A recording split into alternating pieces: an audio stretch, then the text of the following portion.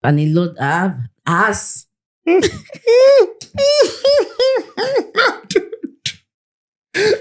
dude.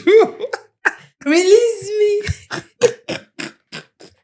Okay. A lot has actually happened, right? A lot has actually happened. There's been lessons.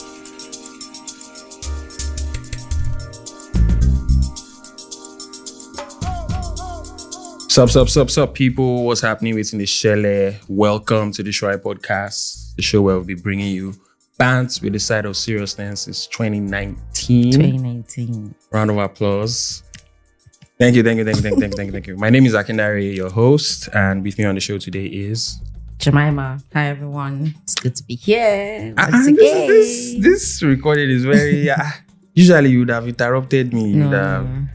Change ways. I'm changed now. Okay. I'm a changed woman. So the knuckle that do you remember that we chopped knuckle on the last episode? What was it? Because last episode I was doing my intro and you rudely interrupted me, and I was like, can I just for once, this life, finish my kidney? And you said, yes, you will allow me, and we chop knuckle on We chop knuckle on it. You see, I didn't even remember, but you see, I'm a change woman. Everything works together for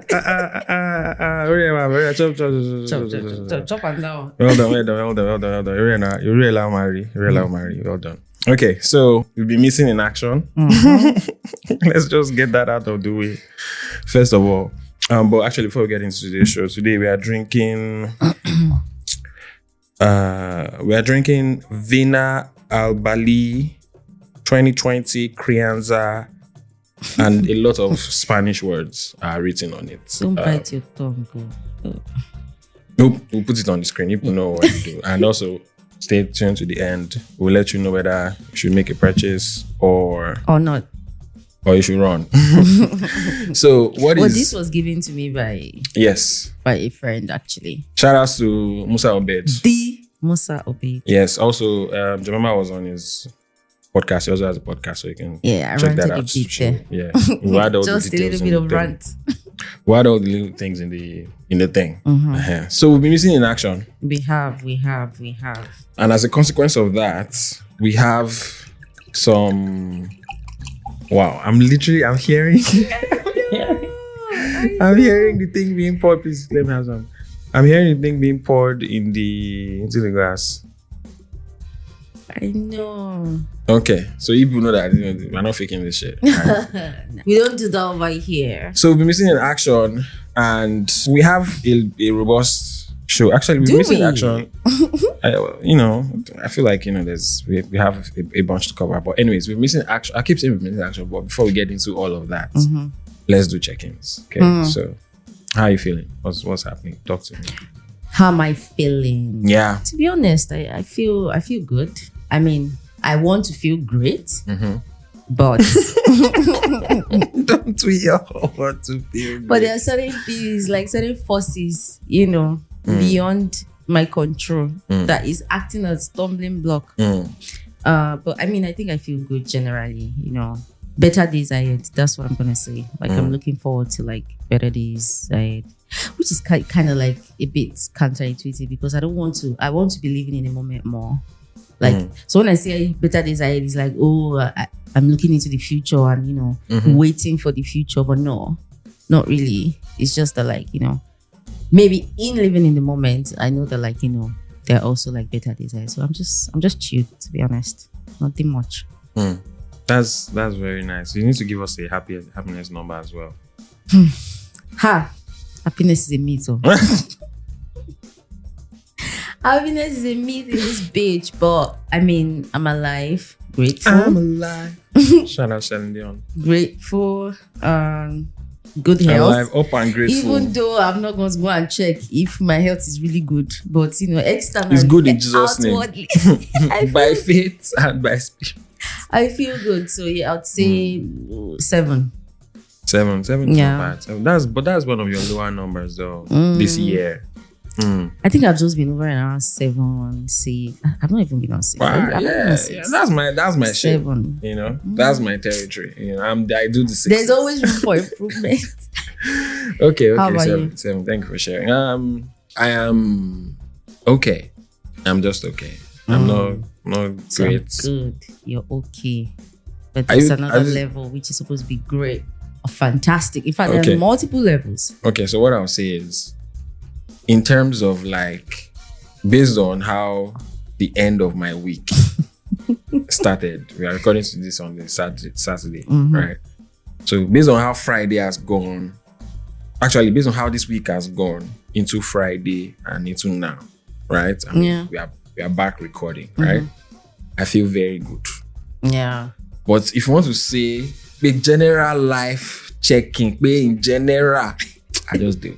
Yeah, okay. You get okay. more We'll take that. You know, middle ground. So I just feel like my usual 6. Yes. Happiness number. Yeah. Okay. Yeah. So, What did anything interesting happen to you this week? Like, is there any? Oh, that like makes me very good. No. It's just a random. Oh, that's just okay. a random question.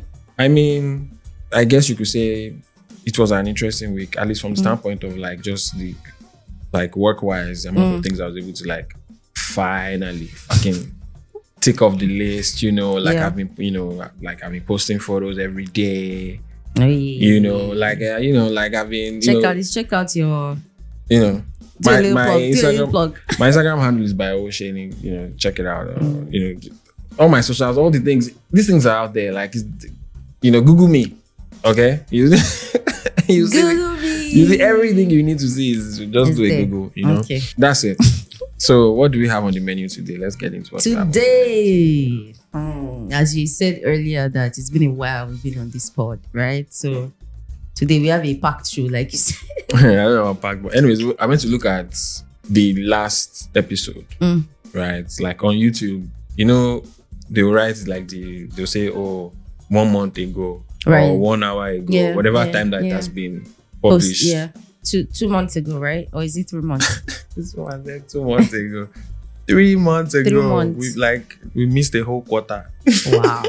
To take it into, because the last topic was about hustle culture and capitalism. So we missed maybe That's how you know that like capitalism was delicious. Bruh, after that episode, we had to go back. Okay, but yeah, today we'll be talking about life updates. Big Brother Naija season 10, the eating cost of flooding in Lagos on the Alpha segment, and then how we're dealing with our parents getting old in curiosity session, some tips and recommendation on the step up segment, and the Aso dilemma on the Village Square segment. So yeah, that's pretty much it. Sweet. So Let's nice get show. into it. We should just get into it. Let's get into it. All right. Let's start with life updates and your sabbatical needs. No, I removed that already. Why did you mention that? It's literally no longer in that. I did episode not notes. know. It's my script. That means you didn't. It's in my script. It says You made a sweet. copy. Let's get into it. Let's start with life updates and your sabbatical Hello. needs. So we are scrapping it. Oh, yeah, we're scrapping it. So, It's fine. okay, No, cool. No support. All right. So life updates. Life Let's start updates. now. What's been going on with you? What's been happening in your life? Many things. many. I think the biggest life update is how long I have my recent work anniversary.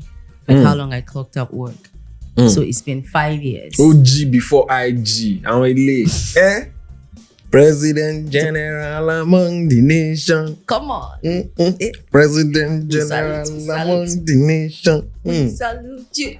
My leader. Stop. Okay. I'm shy, bro. Anyways, I think that's the biggest life update, and it's been. How does it feel to work in the same place for 5 years? You know, before now, like I used to, because like when we just started working. Is that the longest place you've worked? Yes. Okay. Evidently. Because when we just started working, like our parents, like they used to be, because like they were working in government and civil servants and whatever. So they used to be there, like it's like 10 years, 15 years. And it used to be like so ridiculous. Well, not ridiculous, but it used to be something very out of reach for me. Like I always thought about it like, why would somebody be working in the same place for so long, 15 years and whatever. Yeah. So it's a bit interesting that, you know, here I am, half a decade. Like when you think about it, like half a decade, it's like it makes it even more, you know, because a lot of things can happen. I mean, almost 5 years, bruh. Bruh. Okay, let me translate. I said, a kid of 5 years old would have been working by now. Yeah. But yeah, it's been a lot can happen in 5 years. A lot can happen in, and a lot has.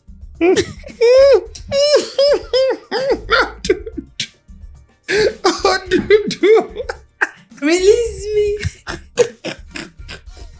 Okay. A lot has actually happened, right? A lot has actually happened. There's been lessons. There's been milestones. There's been like, oh my God, what am I even really doing? Like, somebody was telling me at work that his prayer is not going to be the God that gave Jemima strength to still be here. Please give me strength. I was like, no God, they pray that kind of prayer. Because like, as for one of God's strongest soldiers. He was like, why are you still here, girl? Why are you still here? Oh, but God. It's been interesting. That's all I'll say. Like, even I'm still sort of unpacking it, and you know, because like it's the longest place I've worked. I've been working a while too, which is, you know, one of the reasons why I wanted this sabbatical. But we're not going to talk about that. We're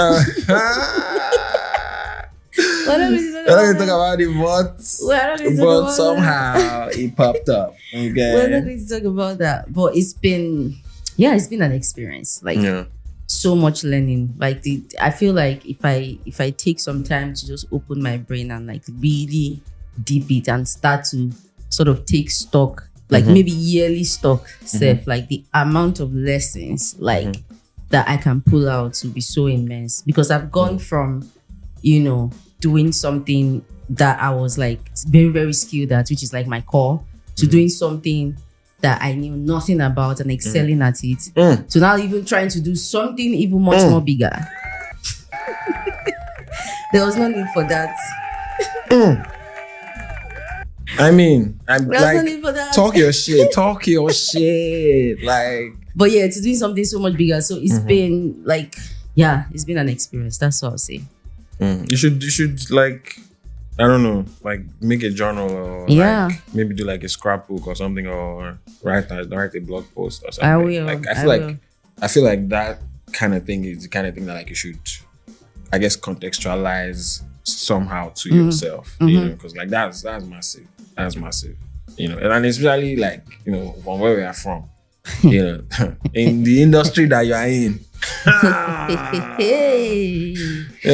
I think it's also a testament of like where I'm working. Like this place is not perfect. It's like far from perfect. Like so far from perfect. But obviously it's like I believe in what we're doing, right? And you know, even when I started working here, like the first thing I said was like, I'm actually betting on this guy, like the owner of the place, like, because like, you know, he says this is what we want to do and this is what he wants to do. It seems like he knows what he's talking about. So let's see. Like, obviously, like along the way or through the journey, there's been so many challenges and trying to like figure out stuff. But by and large, like that vision has always been so clear. And it's just like, you know what? Yeah, let me just be here. Because like personally, even where I've worked, I don't like to like move around. Like I persevere a lot. That's one thing that is between the two of us. I'm such a perseverer. Like I persevere so much, and I'm always like, until I feel like this thing is so detrimental to me, and like I feel like there's nothing I can get out of this anymore. Like I'm always willing to see like a positive side, right? At least in the early days. Like now, obviously, like so many things have changed and like my perspective have changed. But exactly, because like I need the money. But now, like you know, it's been just grateful. That's what I'll say. I'll say grateful, and I'm looking forward like to the next chapter, to the next 5 years, maybe obviously or evidently not here, but like see where I will go in my career in the next 5 years, because by then, you know, for only enter early 40s, so you need to like get on with this. But yeah, that's the biggest life update, to be fair. So you only want to share the biggest one? So is it because you clock 5 years at work? That's why you've been missing for 3 months? Yes. Yes, because like with what they say, the reward for good work is more work, right? And responsibility.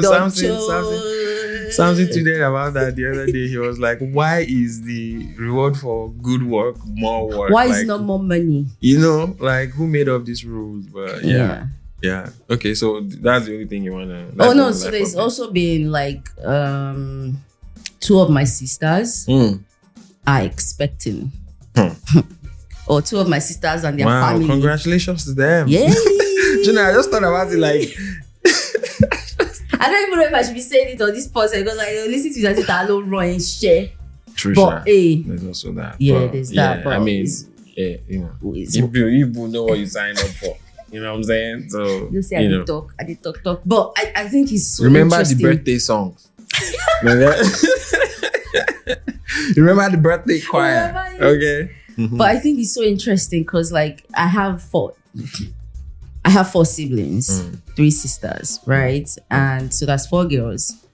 So 2 out of them are actually expecting, and like 2 of us are like the other 2 we're doing whatever we want to do. Like, do you think people have like? Do you think like the pregnancy, like how do you say like when women are like around each other? Oh, like then they get their periods synchro sort of align, right? But the reason I'm asking is because like obviously people are not around each other, but like obviously you are related by blood. So I don't know, maybe there's some spiritual, some soul connection that like. No, I don't think so. Because your sisters are pregnant, maybe I don't know. No, I don't think so. Okay. I think it will just be interesting that their kids are even going to be like really like age mates. Like it's to be so cool. Having a cousin that like and it's like my sister and a cousin of ours as well. Like they were literally born the same day, the same night, but like at different parts of the country, right? And so growing up, they just always call themselves twins. Exactly. So like their birthday is the same day and everything. So that was very cool. It was like having a twin, but like that's not really your twin, Like it was, it was cool. I don't say I was jealous, but like, it was just cool. I was just like, I wish me too. I had something like that. You know what I'm saying? But it was cool. Yeah, but I think it's a cool thing that both of them are expecting, and like my parents are expectant grandparents again. Yeah. But yeah, that's what is that like for you? For me, honestly, I'm just happy that nobody's asking me. Nobody's asking you. I mean, they're asking, but like I'm just like, I feel like I have like a response when they ask me now. Like you get like, because like you're not lacking, you're not lacking a grandchildren. You sure you want to come and take care of grandkids? In fact, there's enough for you to. In fact, you have to now split yourself into how many now, because 2 people back to back, you are going to need help, right?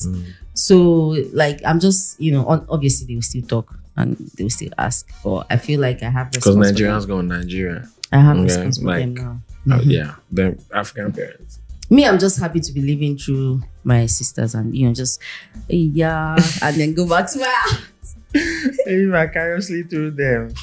But I love them to death, and I'm so happy for them. I'm looking forward. Really looking forward.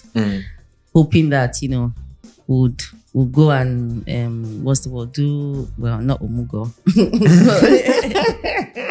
We'll go and celebrate when it's time. But yeah, that's another thing. What else? Yeah, let me allow you go.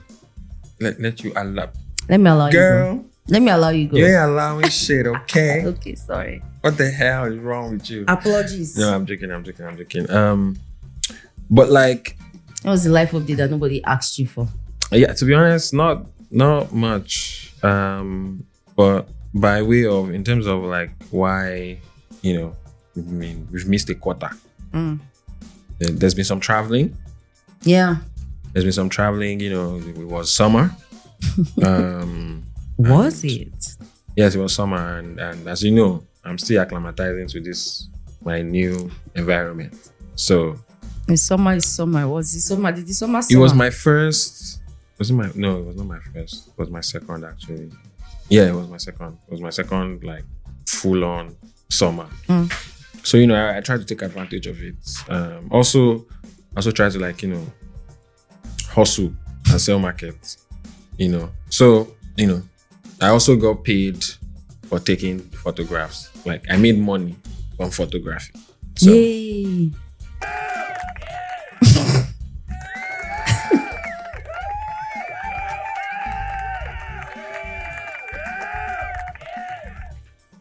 I did Well that. done, well done. Yeah, but so basically, I've been hustling and just putting myself about productizing my skills and experience, my expertise, using a lot of AI and stuff. There was barbecues, there was a hike or two. Yeah.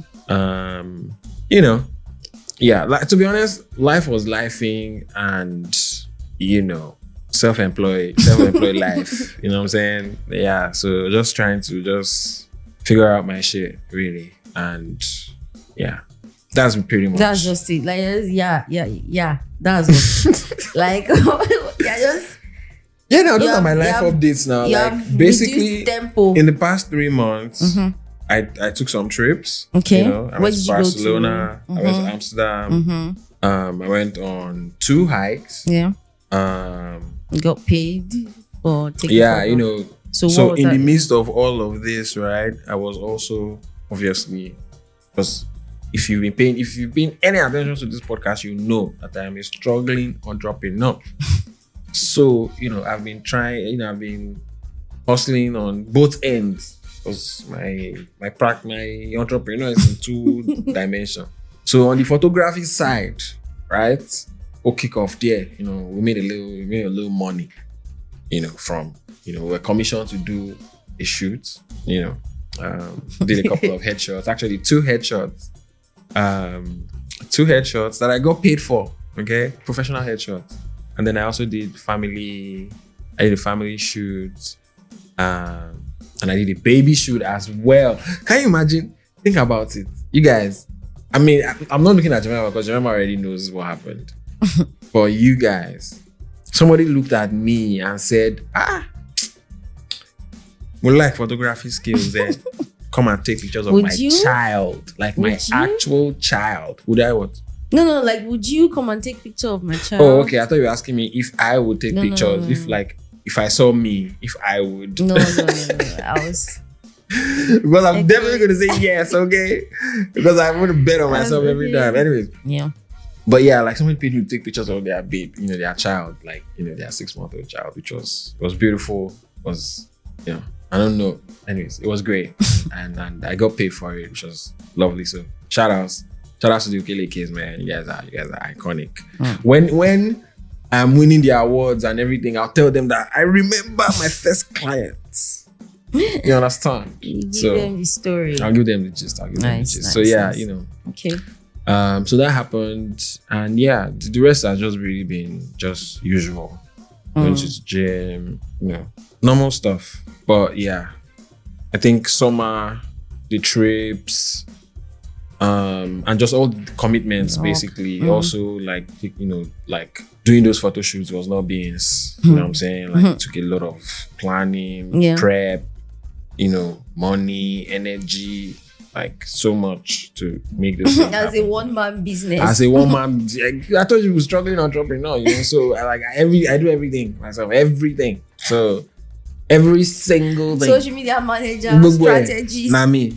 So so yeah, I just because obviously, I don't think it's any secret that like we don't make any money from the pod. Yeah. So we make money in real life. So those ways. Wait, it's fake life. It's not fake life, but it's not fake life, but like, sometimes it's not revenue. You have to prioritize the thing that will pay you, because over your love interest. Some of that money.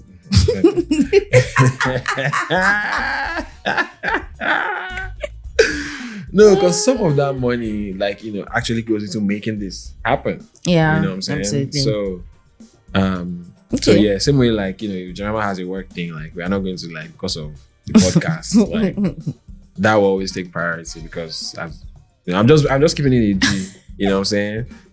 Like maybe like nobody should be thinking like maybe we have some. There's one baka. Was it baka? There's no baka. Everything you're saying, our baka. all these camera angles, everything that you're saying like this. Now inside this, like this for year and a half. So, yeah. So okay, cool.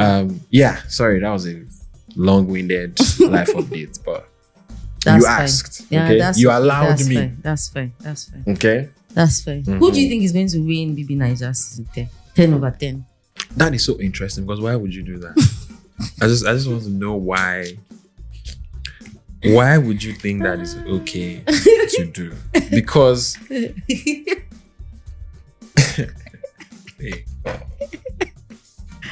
Why are you trying to set me up? Yes, no. Why would anyways? Absolutely. I think the person that's going to win is either going to be is that going to be Imisi?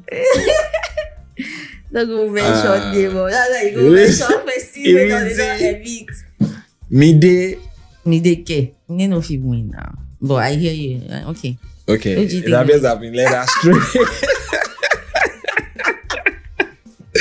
Because I thought Vina was up there, you know what I'm saying? But because when she go out tomorrow. Oh wow, goddamn. Okay. Let me tell you how many people left. Okay, tell me what I left. Sorry. This is just because I'm not good with names. I'm not good with names, that's why. For context, BB Naija season 10 is currently airing. It's 2 weeks to go because we're recording this on a Saturday. So tomorrow is Sunday, which is going to be the last eviction before the following week where they would sort of announce the winner.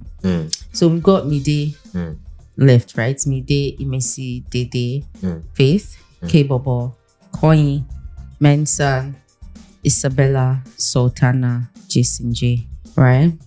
Now, so many names. Out of those people, 3 of them already are through to the finals. The Sultana, who's the head of house. Okay. There's K-Bobo, who picked up a rec telephone and bought immunity. They told him, yeah. And then there is Mensa, who won most infection player of the week. So everyone who wins most infection player gets immunity. So that's it. So now, out of those people I've mentioned, you said sorry, give me the names again. Sorry, just keep quickly. Sorry. Imisi, Dede. There's Faith. Oh, I didn't even mention Kola before. There's Kola.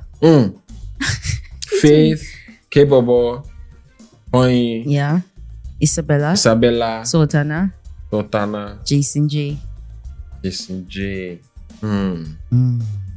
I think I'll stick with Imisi. Okay. I don't know why she win.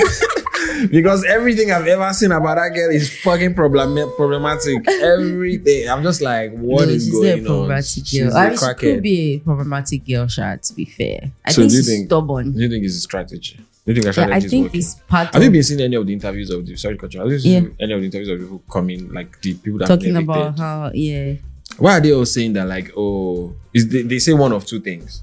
They would either say, I just went into just like, advertise myself. I didn't go into any strategy. Or they'll say, I was going in with strategy, but like as I enter, strategy disappear.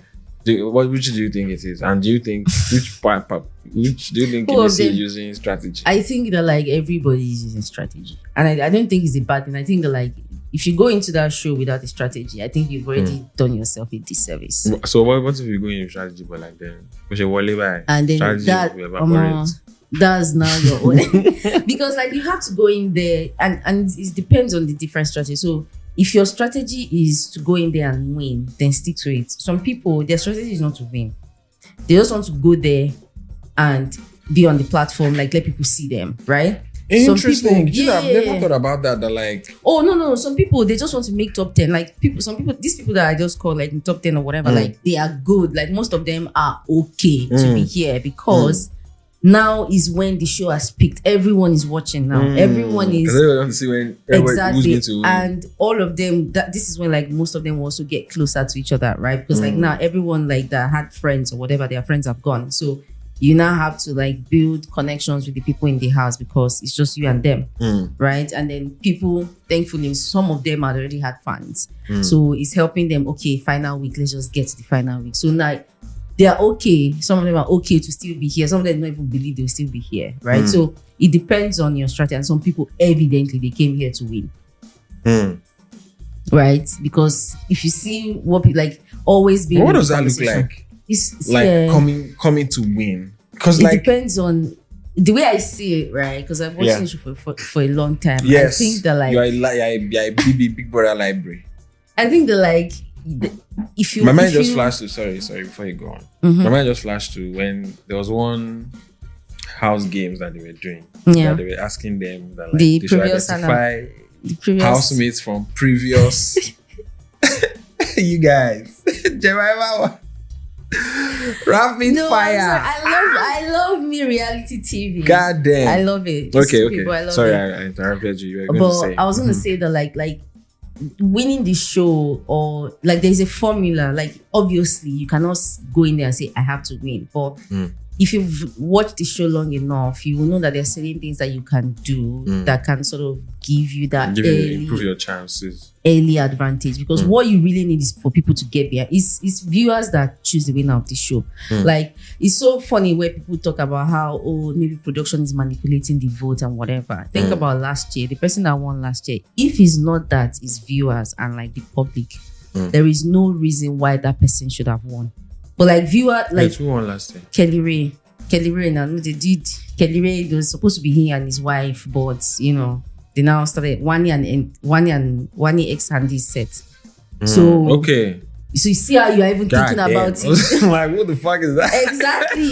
But like people got behind. I'm not really. People got behind, and it was very close between him and Wani. Like if there was maybe one more week or something, Wani would have won, right? So the viewers, they pick the winners, right? Like the masses, like they went. So you there's certain formula that you can use to say, okay, I know what I can do, especially the first few weeks, for you to be able to like get people to either like you or get into the conversation. You know, that's so interesting because I was looking at some like investment websites, like some index funds and stuff recently, and all over the website they plaster like, past performance is not an indicator of future performance. Yeah. But basically what you are saying is that like there are some strategies, some things that have been done, that have worked in the past for other like housemates that you can also like cooking strategy, like people use it like K-Bobo right now. That's the strategy. Yes, now cooking strategy, white money strategy. That's why K-Bobo is in the house. Wow, because he cook. He's always in the kitchen. That's his storyline. That's his whatever. Like he's always in the kitchen. I'm just like, and he came here like me, my Ekiti brother. I thought. I mean, obviously, people find him entertaining or whatever. So they're selling things from what you wear. It's from what you do. That K-Bobo might have a world record in there, you know. Longest Big Brother Naija housemates. Like he's always in the kitchen. Chef Curry. Put curry inside, okra, curry everywhere. No, I love him. He's actually my Ekiti brother, so I love him. I love all of them. Like, why? Oh my god, Ekiti people are honestly, like, listen, in the past couple of years, you people have been on some other shit. They are growing different kind of cocaine in that state. Because what?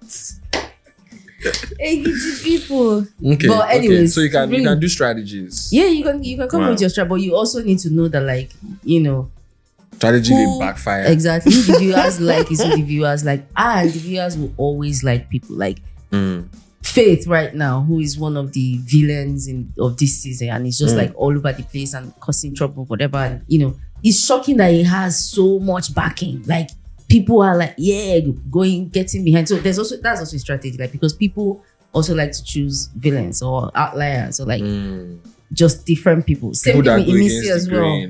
Like, she's a very different person. So people. Do you know when I knew that? In Big Brother Naija, look at me trying to like do as if I know which season is which. But Thatcher said the way people were rooting for that babe and everything that I saw of her.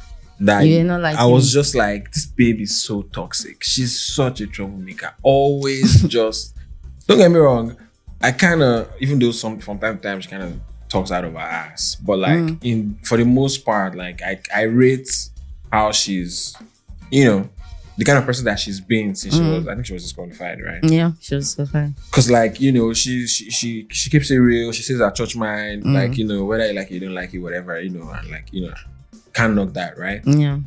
But like in the house, I liked her. I was like, of course, you know, you don't have this. You're mad. So, you're very mad. I was like, yeah, like. But I like that nobody could say anything to her. But do you really think that like the organizers don't like have, like, you don't try to like work, you know, because like I imagine that like on some level they also care about like whoever wins or like whoever are the housemates or whoever, like whoever the participants are also are in some way able to like further the brand or like, you know, expand. That's what they would think, but like we've also had winners like Vina has dragged them to fields now. Christ. Like dragged them, that they did not give her money, did not like. Do you know another thing that just occurred to me just now? What if the reason why, maybe like in recent times, because I don't want to say even historically, like there are very few, most of the Big Brother Naija alumni that are like hugely successful and doing well and like, you know, they are not controversial and all these things are not usually winners. It's usually maybe second, third, fourth, you know, the non-winners, basically, right? So maybe there is something to be said for who they give the winner. No, there's something to be said for the kind of leaders and political leaders that Nigerians have and the kind of Big Brother Naija housemates that they vote to win. True. Think about it. True. It's possible. Think about it, because usually like the winners are always, well, not all sharp. Not all. Like sometimes, like sometimes they they get it right. Not all. Yeah, they get it right. You know, but they always seem to like be like now. Either problematic or like easily forgettable. Like where's Kelly Ray now? What does he do? He was, you know, tell you what, he's actually an artist. He came to the show as a musician. I'm current now. But he never blew. Never blew. You see. But I don't win the show now. And he's not a big man. Anyways, moving on from Big Man. I think so I have okay, this is my top 5 personal. Imisi, Dede, Mide, Isabella, Kola, because he's my brother. Imisi, Dede, Isabella. Actually, like before we go off Big Brother, like sum up like your feeling about like this season. Yeah. Oh no, this has been one of the best seasons. 10 over 10. I'm really surprised that like you keep saying that. Yeah, because like the previous seasons they've been like, they didn't, like you rightly said, you couldn't even remember who Kelly Ray was. Like last year was the shit show. Like everybody was like, even the ratings were down, like because they came in, they did double, like people should come in twos. So 2 friends, 2 sisters. Right. Like, was it not Double Wala or something? No. Double Wala was them. Okay. So Double Wala was the best. Like, I mean, one of the best. People say it's because it was during COVID. Everyone was watching, so ratings were high and everything, right? Let's say Vina said was before this 10 over 10 season. Which season was the best season? The best season. It was, or let's not say best. Which season was like a good season? Thatcher's season. Thatcher and Messi. And before then, it was Messi's season. No. The last one. When was the last one? I have to check. I can't remember the year. Ballpark, like around which year? Around which time? I have to check. You have to be accurate. Yes. You have to be absolutely sure of this. Okay. BB Naija season. Well, I'm looking for Thatcher's season, Abby. The last season that you said was good. Season 4. That you think was good. Season 4. This is season 10, no? Yes, now. God damn. This is season 10, no? CC set. That is a long time ago. Season 3. So season 3 and season 4 was, yeah. And maybe, okay, I'll say maybe All Stars. All Star was also good. Yeah, they did All Stars before them. This last set. John, the one that Elibaye won. So yeah. But yeah, I love the show. I'll still watch it. But 10 over 10, this one, they actually, I think for this season, they brought in a lot of, like there was no maybe there is, but there was not that one of one. There was this thing where people always come. Maybe they'll bring only one light-skinned person. Or only one person that is... You get, like, there was always that one, but this one is like, Biggie says, you are fine. Okay, I'll bring 3 of you. Oh, you came from the streets. I'll bring 4 of you. You are from Ekiti. I will bring 10 of you. Oh, you're a chef. Okay. Like, I feel like Biggie must have been you like... have tattoo. I will bring 3 of you. Oh, you have piercings all over. I will bring 40. Like, everybody has like there's no really...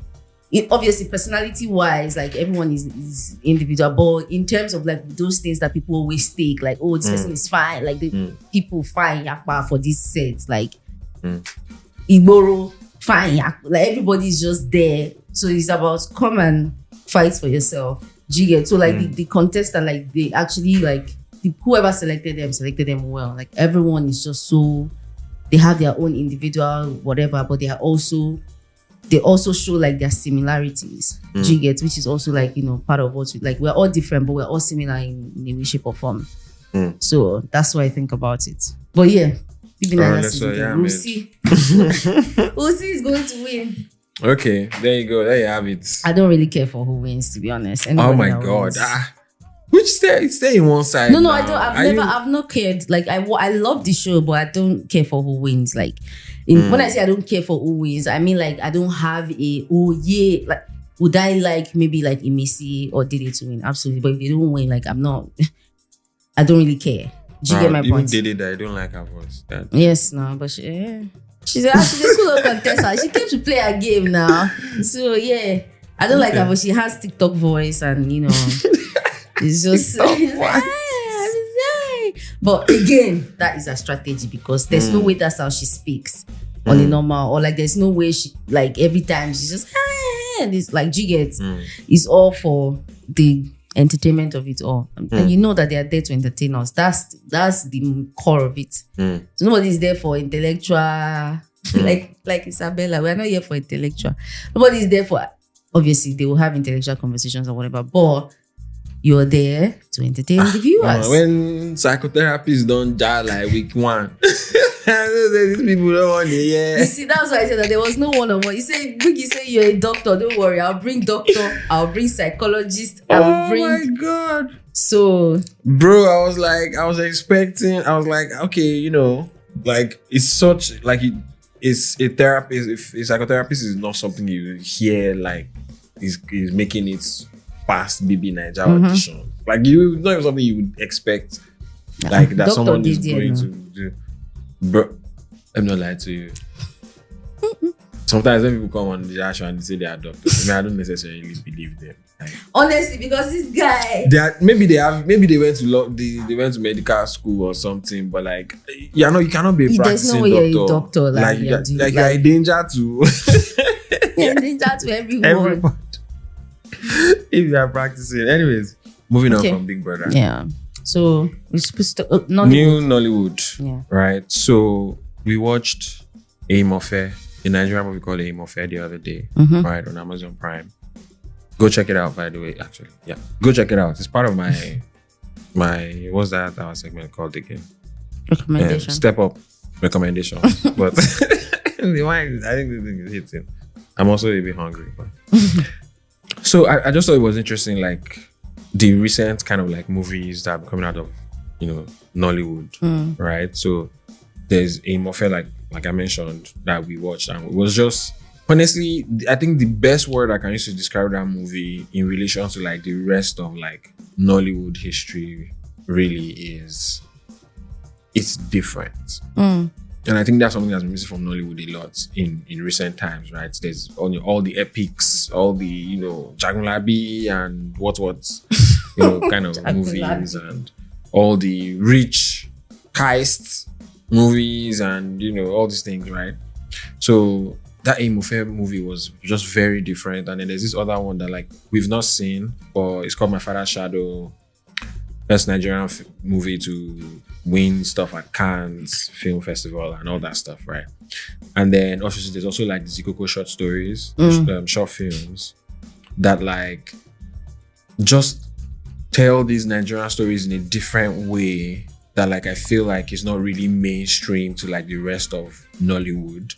In a relatable way. In a relatable way, you know, like obviously, like Nollywood is one of the biggest industries in the world, and like you know, it's a good thing that like we've gotten to the point where like, you know, we can have cinema rollouts like even in multiple countries now, right? Like of Nigerian movies. Do you get what I'm saying? But like in terms of the stories, like even our cinematography is so amazing and everything, but like in terms of the storytelling, like it's still just so you know, they're usually not like, you know, very tight. It seems like that's where stagnation has been. Like everything else around making films and making movies in Nigeria is like, for me, I think is in the, like if I was to pick something, it's in the dialogue. Like when I watch, like that's what I'm saying. Like I feel like it's part of it. Nobody speaks like this. Like I'm saying like current, a typical Nollywood. Like nobody talks to their friend like this. But like these movies that you're talking about, right? You can see the way they speak, like the dialogue, like you can really see you yourself telling your friend this kind of thing. Say, boy, I beg, Jari, or you know, or you're having a fight, but you're also dishing your food, or like, you know, like proper everyday natural things that you see. The way normal people behave, exactly. Not like this sort of hyper stylized exactly version of Nigerians that like they tend to portray. Yeah, that's what I'm saying. Like I feel like that's what also makes these movies different. It's not necessarily about like, oh, you know, they are poor people and like ghetto, or like, oh, they're like extremely rich, or it's just like regular stuff that like on a day-to-day basis. Like if you go to Lagos and you live there for 1 month, like you experience or you witness these things happen. Not like if you go by many Nigerian movies, you almost will never hear some of these sentences said in actual real, you know, Nigerian life. So I just thought it was it made me, those movies and films make me think about like the Tunde Kilani, Yemi My Lover film. You know, like those, you know, long takes, like you see how like the guy drove, how he came out of his car, you know, walked into the compound, met some guy, said hi, you know, entered the place.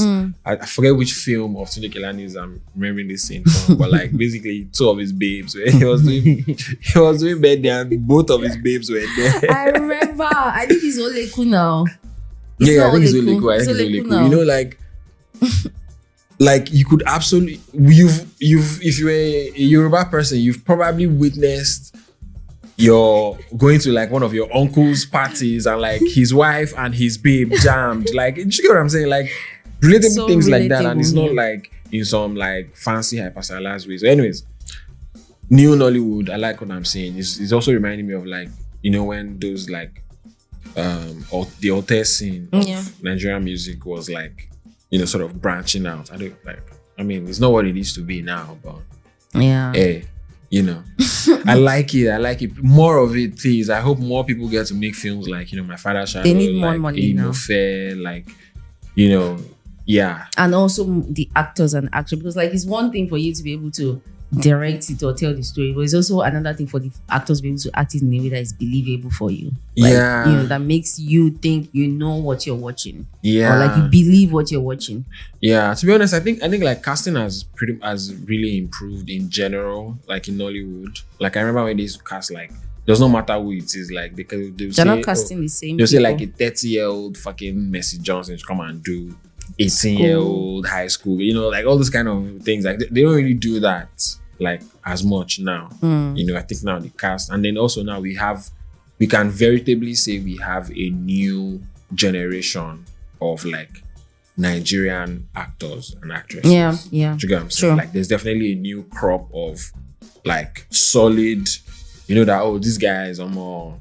Call them. They're sabi. Do you get? And you see how Mike Afolayan uncle. Mike Afolayan, abi. Like those guys, right? You know, you see how some of the old guys that are still like, you know, present, but like you definitely have a new crop of, you know, Genevieve and this guy that won Trailblazer Award. What's his name? I forget his name. Is it Chiemeze? Is his name? I think so. You've not watched Breath of Life? No. You haven't watched Breath of Life? Wow. Okay. Yeah, That's interesting. I listen. Nollywood has scarred me. You should go and watch Basically, Breath of Life. let me just say that. Like, I just a lot of times I cannot be. Is it the one that you were telling me that like is a tearjerker? Yeah, well, there was one I remember you were telling me one time like it's a tearjerker. It's probably. And the reason why I did not watch it was specifically because you said it was a tearjerker. I'm like, bro. So it was a good movie, very very well written, very good movie. Yeah, but these new actors and they're actually taking their craft. Like, you can really see them trying to change the narrative, if I mean, like on even the kind of movies that they are in and like the kind of stories that they want to tell and things like that. So new Nollywood. Shout out to the new style filmmakers in Nollywood. I wish you guys all the success, more grease to your elbow. Flood Lagos. Flood Lagos. I'm just gonna say my heart goes out to all my Lagosians. Yes. Right now. All the best. Sorry to So I can relate. You can? Yes, now. I mean, as in you can relate from past experience. Yes. Based on like past experience. I've obviously lived in Lagos for many years and seen, how flooding goes. Like, obviously one of the reasons why I never lived on the island for that specific reason, right, is because of the flooding situation. Like I'm just like, I like access to work and everything. Let's not even get into how expensive it fucking is. But like, it's great. I'm not saying like I acknowledge that it's great, but like I just feel like the stress of that, like if my house go flood, I can't do that. You know what I'm saying? So I can relate and saying I love to everyone that was affected by that. It sucks. I feel like somebody that is not in Lagos might be listening to, or that is not Nigerian might be listening to this right now, and they might think that, us talking about flood, it means like there was a natural disaster or something. No, there was no natural disaster. This is just usually everyday normal life in Lagos. There's like a slightly higher than average amount of rainfall. Generally, Lagos tends to flood up, especially the island. So there's been so much. People have campaigned on it, all kinds of things. Like people's houses are like people are leaving. Yeah. Some people don't have where to live, like where to stay in house that they are paying rent for. Yeah, they had to like move away from there because like everywhere is so flooded. Yeah. I saw a video of this guy. Right, he went to basically his car got stuck in the flood. And like he had to come out of the car and like wade through the water, and like obviously this water is like it's flood water, right? It's from who knows spiral right? gyre and things, all kinds of things. He makes his way through his water to like somewhere to get some shelter. When the water clears a bit, the water has basically moved his car into like a gutter, right? A drainage. And then so he has to get all these area boys, these touts to like help him get it. So he has to pay them money, pays them like 20K, 10,000 naira to help him. And he said this friend he has to pay 20,000 with plenty begging, right? Now they've helped him to get his car out of the ditch. Then he now has to get towing vehicle to tow his car from that location to the mechanic shop. That cost him another 95 grand, right? Again, with plenty begging and negotiation and what, right? His car gets to the mechanic shop. The mechanic tells him that like the engine is gone, right? Like literally in the video, like they were pouring water from parts of the engine. Oh god, this done, bro. How much is the engine? 1.8 million naira. So he was just going home from work. My guy is just trying to make his daily bread. Do you understand? And now he's however many millions into into problem. Do you know what I'm saying? Like that sucks. Man. There's a lot of reporting online and everything. Someone we know is having to go and stay at the hotel for some days because their house is flooded. Like we see all the news and everything, and it's like, we gloss over it, and like at some point, to be honest, it's kind of a joke now in Lagos. Like small rain like this, if God should just sneeze, like it will flood. Like it will flood though. But like there are real consequences to these things, and like it affects actual real people. Like electricity would have gone bad in people's houses. Like who knows? Like electrocution, people drown, people lose their lives from this thing, man. Like, and God, it's just sad. It's just a sad thing. And so sorry. Everyone. all I can hope is that somehow, something is done about it. That's really, I feel like all of Nigeria right now. Everybody just Both those in Nigeria and those out of Nigeria. Outside. Because even if you're out of Nigeria, Nigeria does not let you go. You know what I'm saying? We'll get to that shortly. So Nigeria does not let you go. So all of us, we are just existing on hope that like something changes in our country. Really, that's just, you know, some people are trying their best and what, but like, especially in this day and age of climate change, like. Anyways, yeah, let's move on. Let's move on from that. It's starting to make me feel depressed. Yeah, that's because all the images. Does that. All the images. Today, I saw somebody say something like most badass moment or something, and somebody posted a video from 2017 when there was a flood in Lagos, and there was this white man that was rowing his fucking kayak. Through the flood, bro. Yeah. In 2017, that was 8 years ago. And we're still here. And from when I was a kid, as long Lagos as I has can always remember, been flooded. Lagos has always been flooded. But now it's now so bad. I cannot tell you how many brake pads, how many tire cylinder, alternator. Like, do you know how many damage my different cars have experienced from Lagos flood over the years? Yeah. So. Yeah, it's crazy. Anyways, okay. Before we move on, before we move on to curiosity session, let's just give a quick shout out to the Botswana 4x400 meter relay team. Shout out to those guys. They won. They became the first African country to win the 4x400 meter race at a world championship. Which is... They did it for all Africans. At the World Championships. Yeah, they did it for all of us. Okay, shout out to them. Well done for representing. Yay! We love it. Yeah. Okay. So... Curiosity session. Parents and getting old. Talk to me. How old are... Do you know how old your parents are? My mom is I think 61 or 60.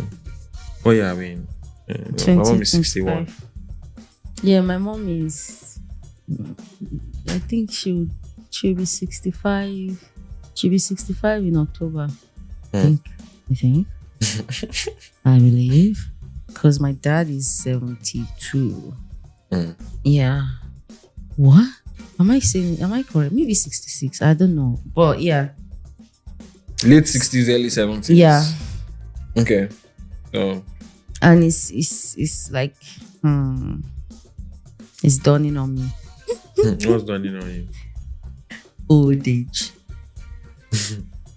Old age is here. For me, like, they're just, it's, I think there's the part of you dealing with it in terms of like coming to terms with like, okay, they are older now and they are more frail, and like they don't have the kind of energy that they used to have. Maybe they're probably retired and all these things. And like, you know, she'll be 66. There's that bit of like how you process it and how you experience it. But then I feel like there's also the part that you have to also experience them experiencing it. If that makes sense. Like, they are also becoming old for the first time. You know, it's not like they have experience in this shit. Yeah. You know, even though I guess, you know, their parents, but like their parents like were old in a different time. Do you get what I'm saying? Like whatever concepts that they had of like what being old means is radically different right now. Yeah. Which interestingly also applies to us, I guess, because whatever we think being old means right now will be stupidly different when we get old. You know, so there's that part of like also like, you know, like something happens in their body that like they obviously are not used to or whatever, and they're like, oh my god, this thing is happening, and like while they are experiencing it for the first time, you're also experiencing it with them for the first time. You know? So it's like dual processing, kind of, basically. Like, so we are both experiencing it for the first time, all of us. You know what I'm saying? we are just both we are all working through it together and figuring it out. I think it's emotionally very tough as well, because I guess, you know, perhaps maybe through socialization or whatever, like, you know, parents are kind of stabilizers, right? They're like, you know, they have their shit. You know, they are the ones that, like, you go to for help. You know, they're the ones that, like, you know, when you're going out of options, they are dependable. But the older they get, the less dependable they become. In fact, the more dependent they become. Yeah. And who are they going to depend on? You. Their kids. So, like, I mean, I don't know how it goes for white people, but, you know, let us know how that works. But, like, in Nigeria and Yoruba culture, and, like, at least where we are from, generally, the older your parents get, the more dependent they become on you. And the kids are generally expected to take care of their parents into old age. So, yeah, you know, I just feel that, like, it's tough. I'll admit, it's really especially tough. in this climate where, like, everything is just so different and, like, things are so expensive and, like, you know, because there's a lot of taking care of you have to do for them as they get older. Like, or maybe they hit their leg on the chair. Maybe when they were in their 50s or whatever, it would take maybe 2 days for it to heal up. Now that they are older, maybe to start taking 2 weeks or whatever. Develop into something completely different. So, like, there's that whole, first of all, the fear for me of that, one thing can lead to another thing can lead to another, just because of they're just old and it's getting. And then there's also, like, the financial toll or the financial aspect, because like you said, in Yoruba culture at least, it's like you are like they are now dependent on you. So, but you know, we use paper now, no be paper.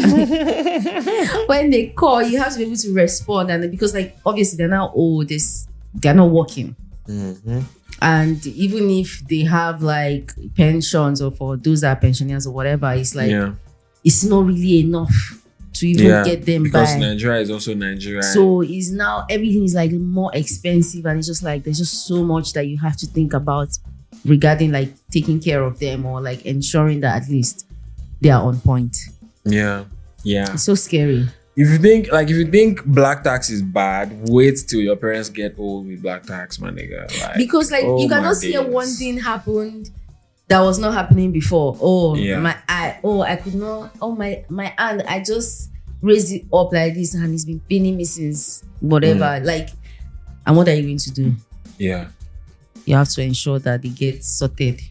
Yeah, and like, Nigeria is also Nigeria all the fucking time. So, like, the other day, like, my mom was, like, going somewhere, and she was like, it was a very short distance, and I heard her talking to the Keke Mara guy, and they're like, how much? And the guy was like 300 there. I was like, what? What? You know?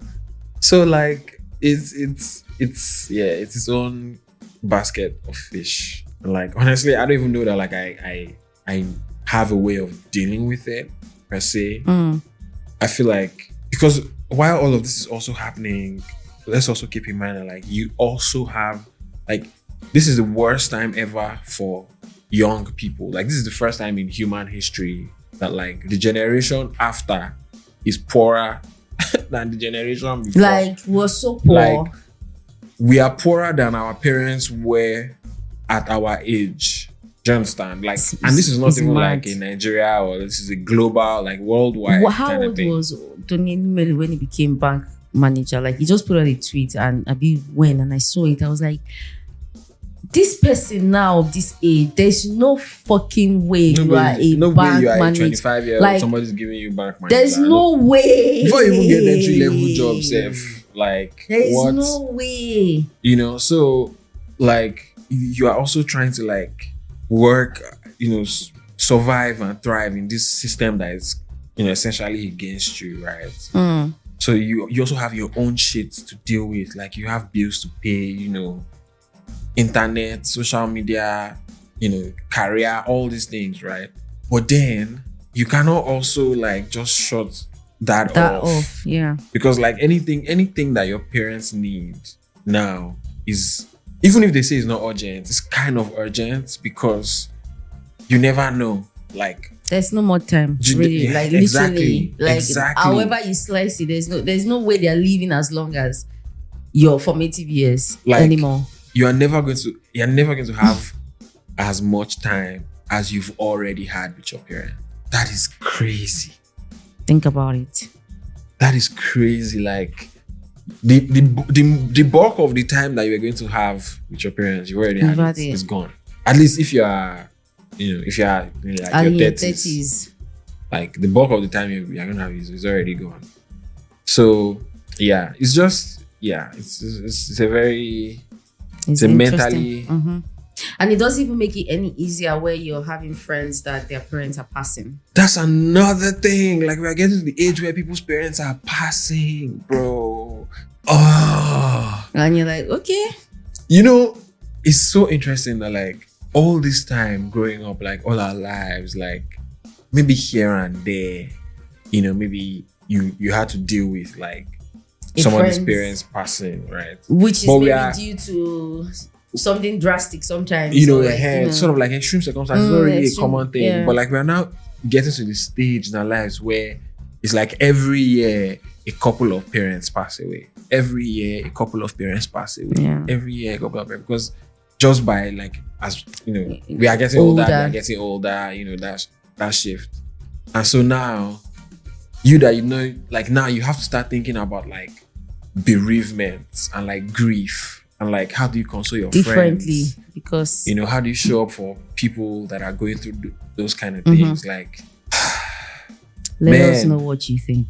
Listen, adulting, let me tell you, there is so much of adulting that like nothing prepares you for, man. Yeah, every day I always wake up with, I thought nobody told me this is how it was gonna be. Why? If they told me, I probably wouldn't have been rushing to be an adult. Say, I want to be adult. I've just been taking some adult decision these days. I'm like, hey, so this is what nobody will do it if I don't do it. Like absolutely insane, man. Nobody will do it if I don't do it. How come? That's crazy. If I don't know if there are like books or I don't know articles or whatever. It's like read. I'm more interested in like people's actual experiences. Like, you know, like mentally, you know, emotionally, like how do you deal with your parents getting older and like I guess becoming more, you know, frail, you know, less dependable and more dependent.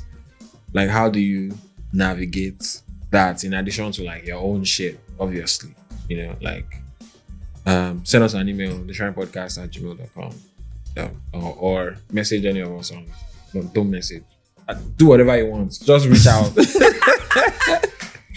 Send us a DM. Just fucking reach out, okay? Or TikTok. Look at the things. The Shrine Pod, the Shrine.pod on Instagram, the Shrine Pod on X, on Twitter, and the Shrine Podcast on YouTube. Okay, we'd love to hear that. I'm very, very curious. Let's help ourselves. Let's help ourselves help our parents. Okay, all right. Do you like, you know, now that you're like coming in contact with the things, you know, with the facts and details of your parents getting old and everything that comes with that, do you think it helps you prepare for when they are no longer here? No. No. I don't think anything can help me prepare for that. But I think obviously like it's just like, you know, do you get, like it's making it like much more obvious, if that makes sense, because like I'm also getting old, like I'm also growing up basically. So you know, if it's anything, I think it's just like showing me more the circle of life, if that makes sense. What are your least favorite things about your parents getting old?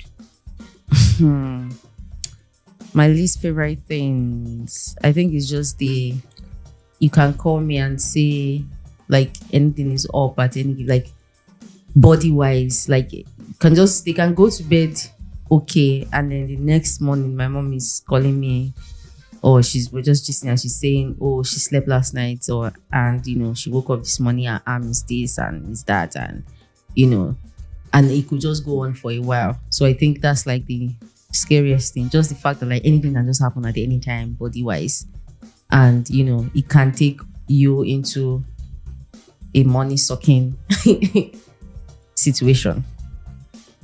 Yeah, I think the fact that like if they need anything, it's almost basically urgent.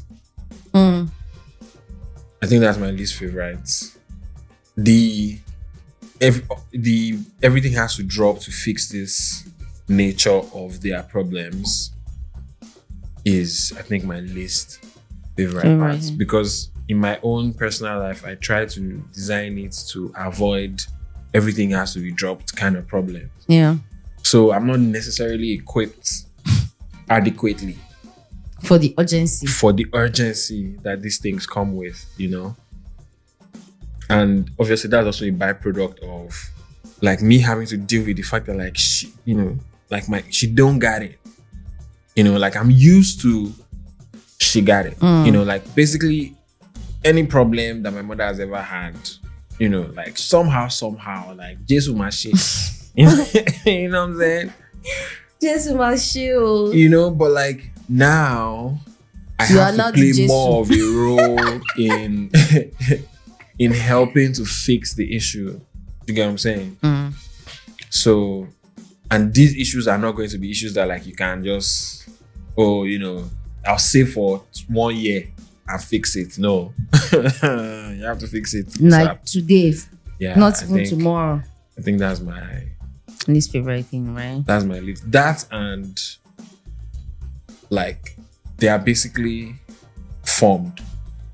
Like it's very hard to change attitudes and behaviors and when somebody's in their 70s or in their 60s, that's highly unlikely, especially if they're African or Nigerian.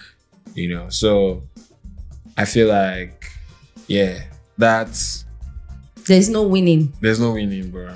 There's no winning. Like they are setting. I guess their if you are economically economically strong enough to take adequate proper care, have your parents sorted everything, maybe you can even afford to like have a big house where they live with you and everything.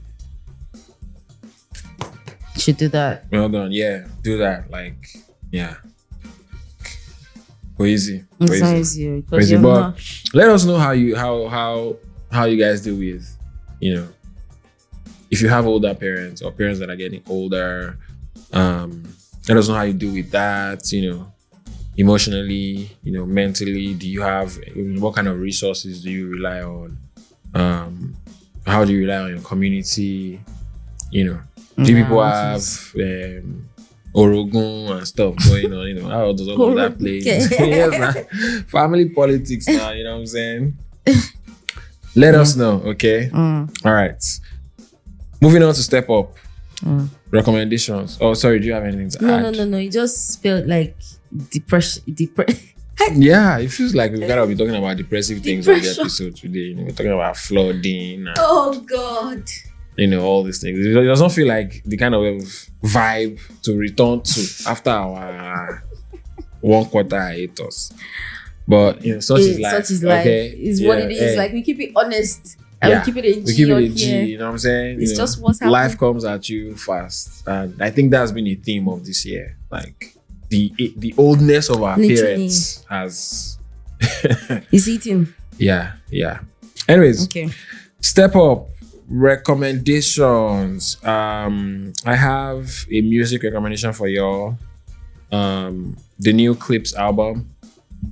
Music recommendation for y'all. It's called Let God Sort Them Out.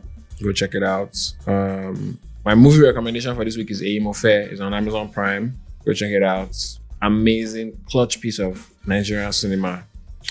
My tech recommendation for y'all this week is the Fimo camera app. Fimo, that's FIMO.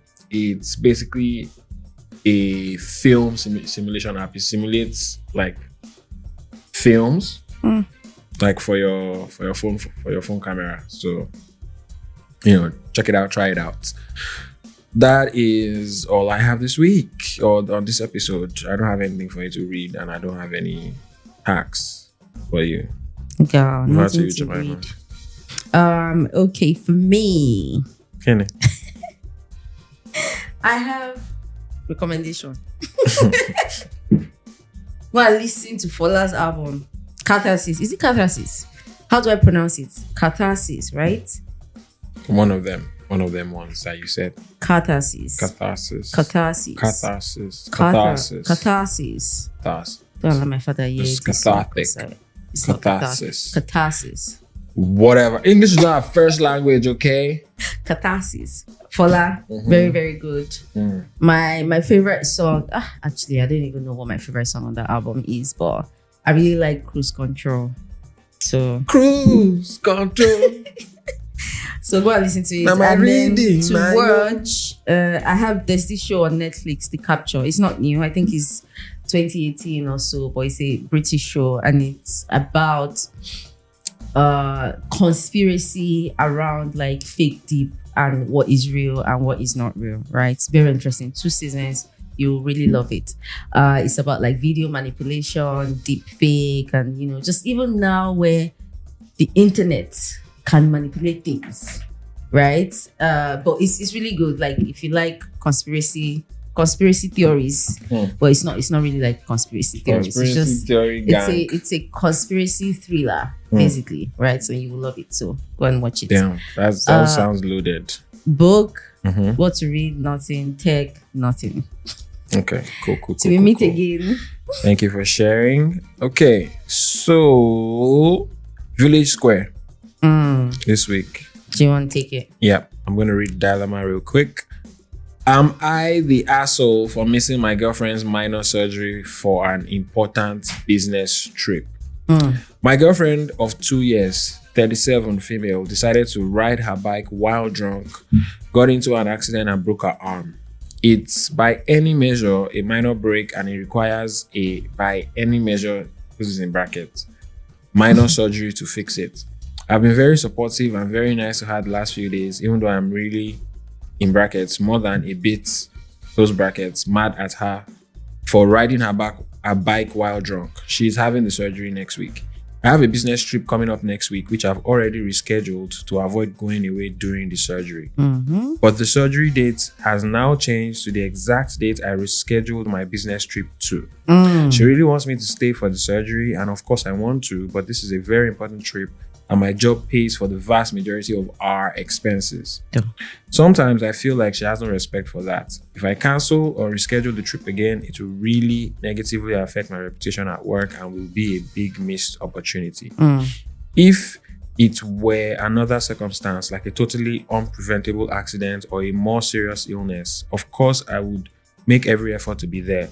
But saying to my colleagues, sorry, my girlfriend rode her bike drunk and broke her arm, so I can't go to the very important meeting, doesn't seem like a good look. She's really making me feel bad about it. Am I the asshole for thinking, as a 37-year-old adult, she should live with the consequences of her stupid action and not make me feel bad about it and jeopardize my job and our overall well-being? Stupid action. They enter insult territory. They enter insult territory. Yes and no. No, but like obviously, if you have to know that there's consequence for your action now, why would you go and be riding your bike and then you enter this thing? Do you know what? Like reading this, like I was supporting him up until like the last bit decision where he starts saying like, oh, like a totally unpreventable accident or a more serious illness. Like, yes, is it stupid to ride your bicycle while drunk, or I don't know if it's a like power bike or whatever? Yes. But also like I find it hard to believe that like something like she requires minor like surgery. What is a minor surgery? Exactly. Like what is a minor surgery? Like all surgeries have risk, with them. True. Like, like, and also if it was not that serious, why does she require surgery? Do you get what I'm saying? So there's that, but I understand with him. you've already rescheduled the thing, and if according to him, his job owns most of their expenses. That one too. Like he had to put that in there. Come on now. So in that regard, yes. But I also feel like it does not need to like be flogging the issue that because it seems like what if he has told her many if he seems pissed that she actually did that, like he wants to, like this is a stupid behavior, kind of like the way Ekitike removed his what? Not the football reference. Yes. Right. So he wants it to really call the fact that what she did was stupid. Yeah. But I feel like it's possible that he has been saying it over and over and like trying to be like maybe she has been doing certain things similar to that kind of thing, and he has saying maybe that's why he's like pissed off. So I get it why he'll be pissed off, but like just say you can't reschedule your trip and that will be fine. But like you don't need to like now berate her even further that like it's in the like the she attitude did to the whole thing. I think he's been a little bit of an asshole from that standpoint. Yeah. But he's not being an asshole for not like wanting to reschedule his trip for the 10th time or for the second time because if they talk about I understand you, my brother. Say at work, you don't want to look serious because if you take your job very seriously, like people like us. God, that's not where I was expecting you to think that, but okay. Sorry. Yeah. So you are not the asshole for not wanting to cancel your trip, but you're definitely a little bit of an asshole for like by association. Yeah, trying to flog the dead horse. Like he's already dead. She already fucked up. She knows, and she needs a surgery by the way. So like she already needs surgery. Exactly, the consequences are. She's like dealing with like she probably don't have to be able to use her hands for like a couple weeks or whatever. Like I have to put it in a cast or something. So don't beat a dead horse. Don't do. Okay, if anybody has any dilemmas that you need advice on or any situations you want us to chat about on pod, send us an email, okay? Or reach out to us on social media or leave a comment under one of our videos. Just make sure you use the headline TSP Village Square, okay? And we'll get to it. Thank you very much and God bless. TAGB. That is all we have the end of the show. Today on the show. Any last words? Actually, before we go, what did I say about this one? I see that we did not pour another glass.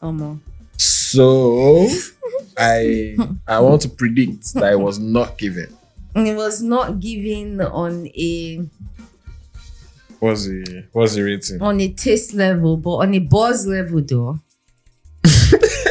Only on a taste level, but on a buzz level. On a buzz level, though. How many percent is this thing? I think it should be 13%. I guess 13. It's all right. Have you not seen like 17% wine? I'll give it 6.5. For me, I'll give it a 5.5. Actually, I'll give it a 5. It's just there. It's just there, right? It's not really. It's not your cup of tea. Yeah, it's not my cup of tea.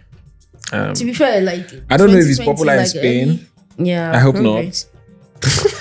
It's signed. Who signed it? It's the owner DVD. Felix Solis. Felix will try. I will book it here. You don't cook out well. But that's a 5.5. So thank you so much for joining us today. It's been fun. We're back. We're back and better. We are back like Nyash. Go and listen to our previous episodes. Yes. Everywhere you listen to podcasts. Check. We are everywhere. Spotify, everywhere that you listen to podcasts, we are there. Also, we are on YouTube, Shrine Podcast. We're also on Instagram at the Shrine.pod and on X and Twitter as at the Shrine Pod and on TikTok at the Shrine Pod as well. Thank you so much for writing us and for listening. Till next time. Ease out.